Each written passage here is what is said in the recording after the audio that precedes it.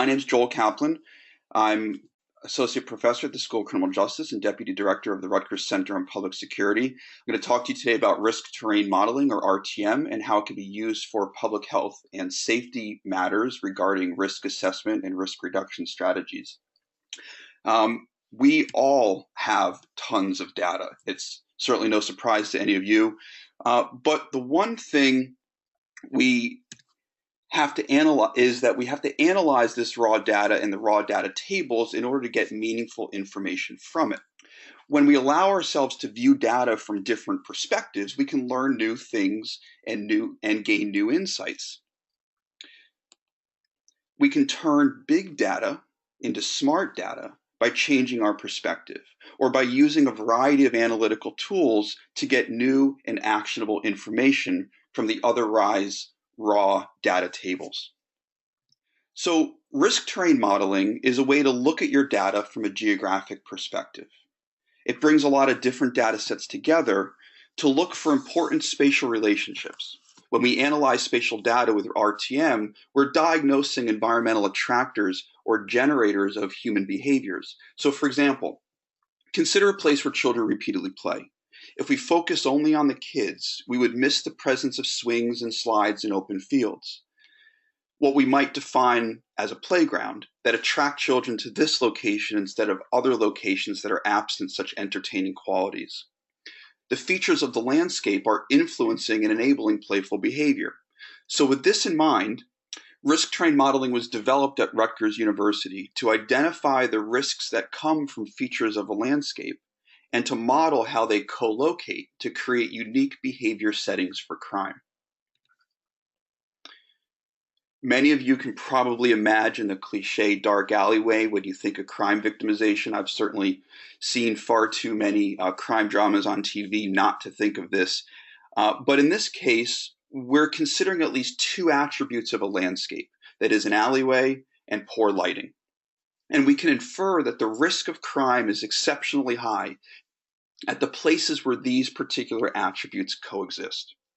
Risk terrain modeling, or RTM, does something similar, but in a more statistically robust way. So the RTM process begins by testing a variety of factors against crime event locations to measure their spatial influence, the influence they have on nearby places.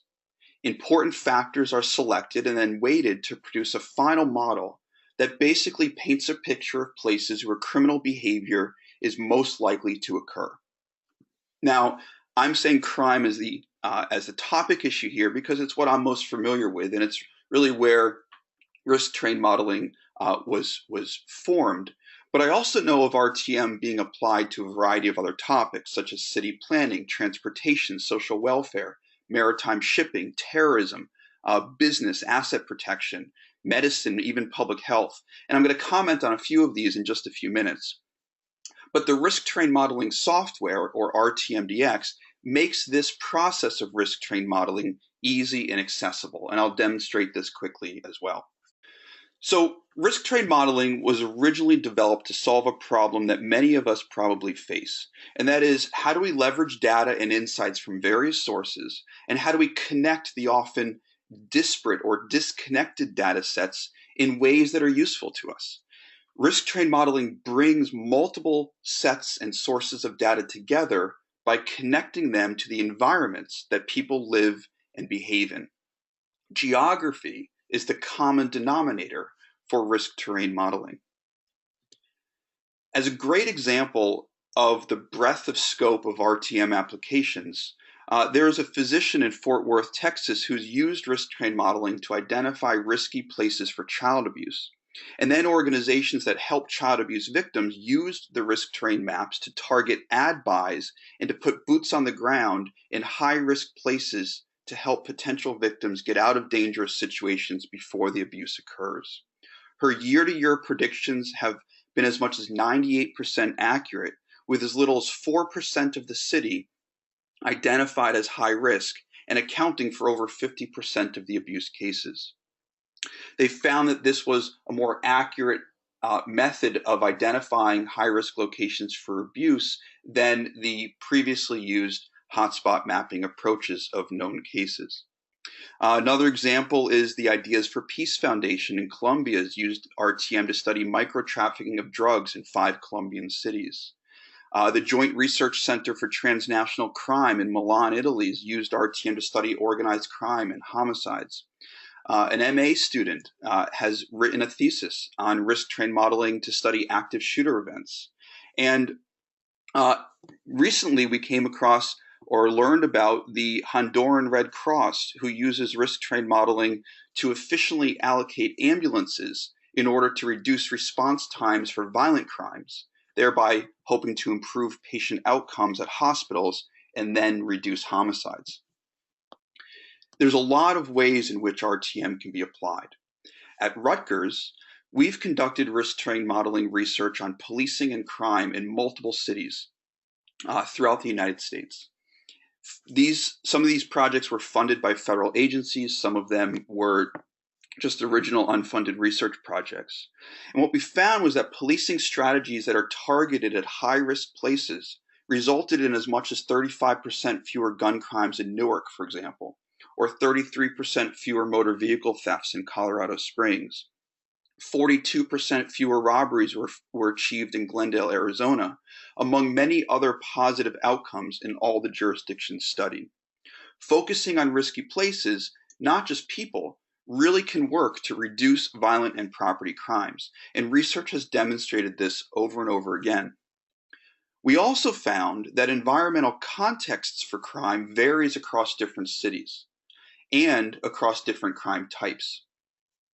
So think about this through the analogy of a kaleidoscope, where the cylinder of the kaleidoscope represents the particular environment or the study setting that you're interested in examining. The shards of glass within the kaleidoscope represent the crime attractors, or the features of that environment, like bars, fast food restaurants, parks, or grocery stores.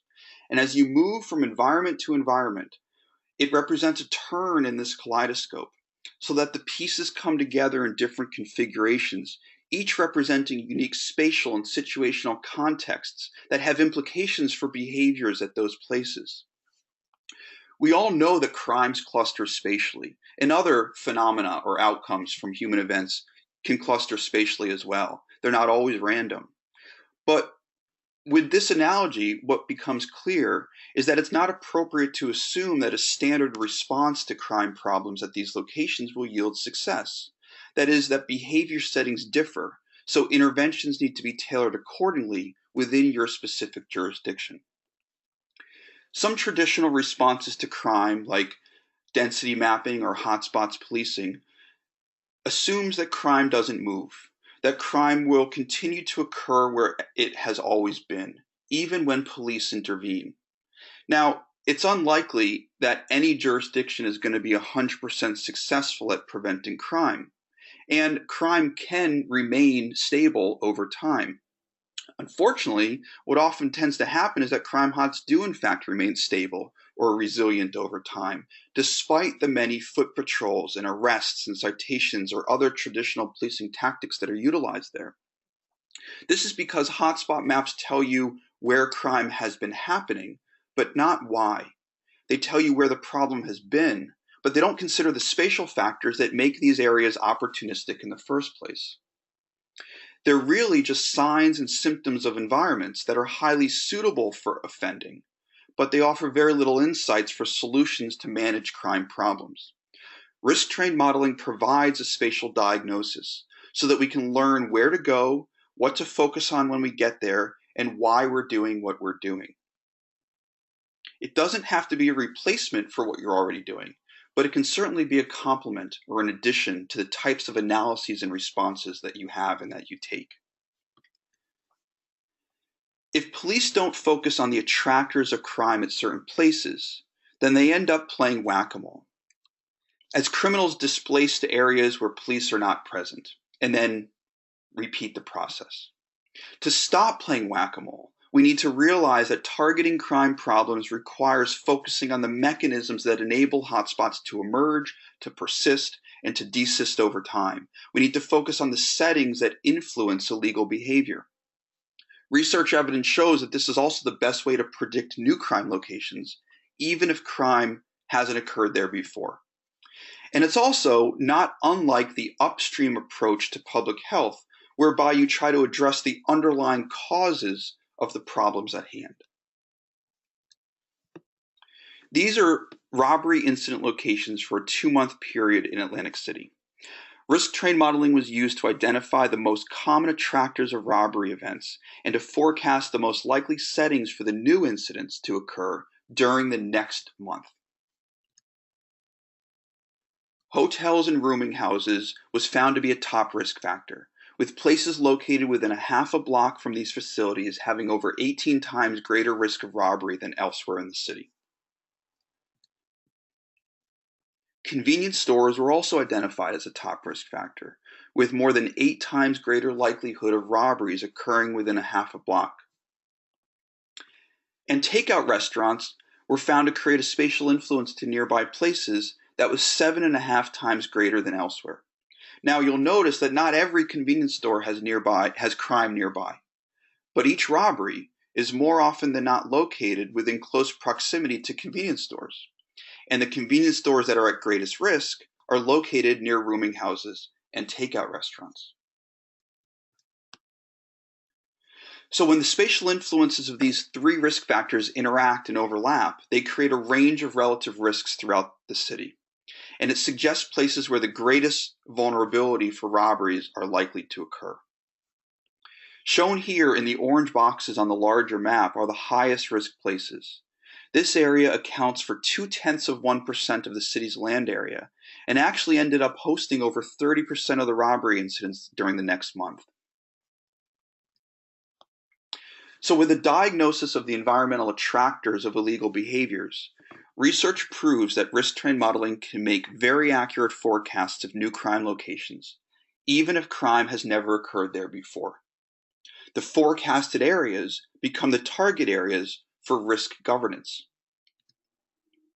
So risk-based policing with risk train modeling, or risk-based policing with RTM, informs decisions about where to deploy resources and what to focus on when police get to these high-risk places. A risk narrative is also a key part of risk-based policing because it allows police and other stakeholders to address the contexts of crime at the target areas. So let me give you an example. In the top risk factors for shootings in Atlantic City, they were convenience stores, laundromats, and vacant properties, as identified in a risk train model that was produced for 2016. We asked police if these factors made sense and why or how they might relate to crime. The consensus was that convenience stores are places that are easy to come and go. They also believed that the shootings had a lot to do with gang and drug crimes in the city. So with convenience stores being a good place for people to loiter, easy to come and go, and usually open late hours, they believed that the convenience stores were the places where drug buyers were solicited for drugs. The nearby laundromats, which are usually coin operated, open 24 hours, not surveilled by human operators, are where the buyers are told to go to make the drug transactions. And the nearby vacant buildings are places where the buyers use the drugs or the dealers use as stash houses for drugs and or weapons. RTM produced actionable intel that facilitated this conversation, which wouldn't have occurred otherwise. I'm not suggesting this is the only or the right narrative that could have been identified, but it was one that had consensus and that made sense, which also allowed for efforts to be made to address these issues. It also enabled Atlantic City Police Department to get other local agencies to share the burden of crime prevention in ways so that everyone coordinated their efforts to reduce crime risks. For example, while police focused patrols on high-risk places and did business checks at the laundromats and convenience stores located there, they also paid attention to the nearby vacant properties at peak times while on patrol. Meanwhile, the city planning department prioritized their boarding up and demolition of vacant properties, and public works fixed streetlights at the priority areas.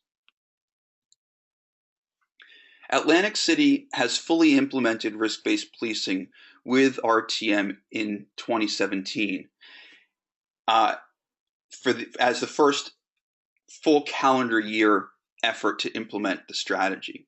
And they succeeded in achieving month-to-month crime reductions and higher case clearance rates, all while improving community relations. They ultimately saw a 36% reduction in violent crimes by the end of the year. This included 10 fewer shootings and homicides.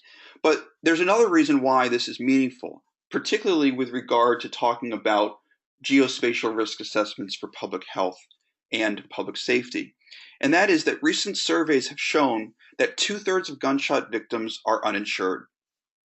Average nationwide cost of treating gunshot wounds in hospitals is about $21,000 per person. So Atlantic City's risk-based policing strategy could have resulted in over $200,000 worth of hospital cost savings, not to mention the other criminal justice expenses that are associated with violent crime. The National Institutes of Health has estimated that preventing just 6 violent crimes could save local criminal justice systems $100,000 and free up more than 9 hours of police officers' response or patrol times. Plus, of course, 10 fewer shootings is 10 lives possibly saved. This doesn't even take into account the aggravated assaults and robberies that were also included in the 36% reduction overall. Atlantic City was a great setting to test risk-based policing with RTM because they have an annual population of 40,000 residents, but they have more than 25 million visitors each year. The people and the offenders change constantly in Atlantic City, so it's nearly impossible to have an effective person-oriented strategy. It really demonstrates why focusing on places and not just people makes sense. And of course, what social scientist doesn't want to conduct an experiment on an island? Risk-trained modeling identifies places, and it empowers police and other people to think outside the box of traditional person-oriented responses to crime. And for those people to get the credit that they deserve for the actions that they take. Legal scholars have also endorsed RTM as one of the only methods of crime analysis that respects constitutional protections of the Fourth Amendment and increases objectivity and accountability in policing practices. While there are many social, situational, political, cultural, and other factors that relate to the variety of outcomes that all of us on this webinar probably face on a daily or regular basis, there's also a spatial component. From a prevention perspective, the outcomes we observe are the signs and symptoms of the environments that are highly suitable for their emergence. Risk-trained modeling can provide a spatial diagnosis. To put it all back into this health context, there was a study that was done in New York City in the Bronx that found people living within a quarter mile from auto body painting shops, electroplanting firms, waste transfer stations, or factories, or within 150 meters from highways or truck routes, were up to 66% more likely to be hospitalized for asthma. Layer all of these factors on top of one another, and you can begin to see how risk-trained modeling might come into play for matters of public health, or housing, or even healthcare spending. It's no secret that location matters. The question is, how do we utilize the data that we currently have to assess the spatial risks and then to prevent the undesired outcomes? RTM can help in this process. RTM can also assess places to buy and use drugs. We have a national opioid crisis and overdose crisis where we can use risk-trained modeling to identify existing preferences for drug markets and then to forecast alternative spots or emerging settings for the displacement or expansion of this behavior. I can direct you to some research articles and some blog posts that demonstrate some applications of this. We've also used RTM to geoprofile drug use locations, to forecast overdose hotspots, and to preemptively deploy resources to these places that are in the greatest need of intervention. Let's look at traffic crashes. In addition to this being a policing issue, as well as a public safety issue or public health issue, this is also a transportation matter. And in addition to what we might commonly think of as dangerous road conditions, intersections, intoxication, or even distracted driving, there could be geospatial factors that influence driver behaviors and therefore increase the risks of crashes along certain sections of roadways, particularly where these factors co-locate. So, for example, a risk narrative might be one such as drivers are anxious or in a rush to arrive at the store to get their coffee in the morning, and then they leave the coffee shops or the cafes or the drive-throughs or the convenience stores while they're simultaneously pouring their creamers, adding sugars, or reapplying the lid one-handed. Raise your hand if you're guilty of that time here and again. Um, Drivers can also exit banks and bank drive-throughs while counting their money or putting it in wallets or purses. Or drivers might pick at the French fries or open the dipping sauces or attempt to eat full meals before even exiting the fast food drive-throughs. All of these environmental features can influence driver behaviors and then can aggravate other roadway risks at places where they interact or co-locate. The way that we respond to the spatial risks can be evidence-based. Here's a street view of a location in Irvington, New Jersey that once had many vacant and burnt-out buildings, which were related to nearby violent crime. In this case, the vacant buildings were replaced with community gardens. This is just one more example of how stakeholders can mitigate spatial risk factors with a focus on places. Place-based risk governance can have measured and sustained impacts on public safety and health. Research on greening vacant lots by research teams at the University of Pennsylvania and Rutgers and elsewhere have found in multiple cities across multiple sites and experimental designs that this greening of vacant lots can impact crime and a number of other public health and community wellness factors. Other researchers in the UK, for example, have found that people who live near parks have less heart disease. And there's many examples of how health and safety outcomes are also linked to places. Crime risk governance can have real ripple effects to community health. And it's not unprecedented for public safety and crime control to be addressed by multiple stakeholders that share all of these burdens. RTM allows for better utilization of resources with increased transparency for the actions of police and other stakeholders that are involved in the place-based interventions. Simply stated, risk terrain modeling meets the demands of risk governance in the 21st century, and it's easy to do with the risk terrain modeling software, or RTMDX. As a quick overview, I'll just demonstrate that the new software is available and makes risk terrain modeling easy, but risk terrain modeling is also something that you can do on your own with statistical tools, and there's resources and explanations of how you can do it manually. The software, of course, makes it a bit easier and is also available through the Rutgers Center on Public Security. The interface allows for you to run multiple analyses to manage your project data safely and securely with only access to you or your people with your login credentials. And the step-by-step interface guides the analysis by just clicking next and going through the steps. The final risk terrain maps can be viewed as PNG files or static images, as well as shape files or KML files that could be opened directly in Google Earth. You can also input files from Google Earth, as well as KML files, shape files, and ArcGIS files, so that you can have a very smooth integration with the existing technologies that you're currently using, and also deploy the maps to inform people in the field about what you find.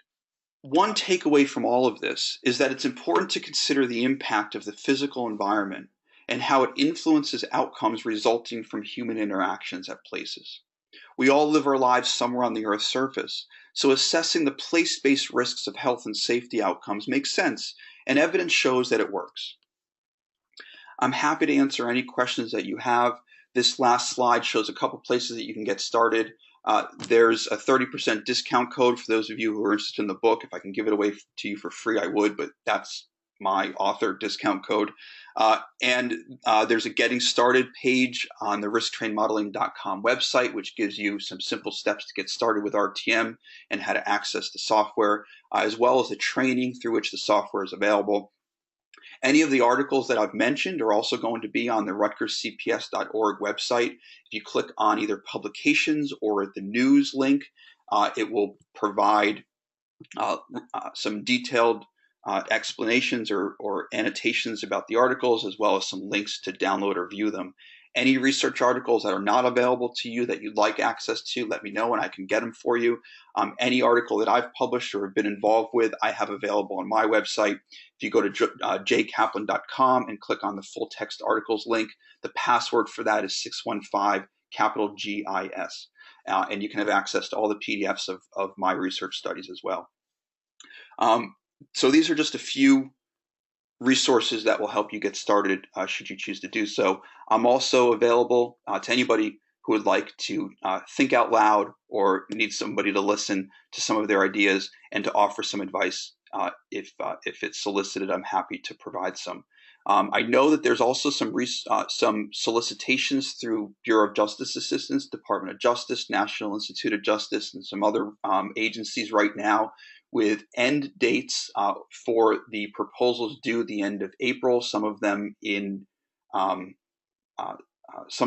early May. If anybody's interested in using risk train modeling for some of those projects, I'm happy to assist however I can and provide whatever resources I can to help you with the proposal or the final project. If there's any questions that anybody has, I'm happy to answer them. For now, thank you very much for your time.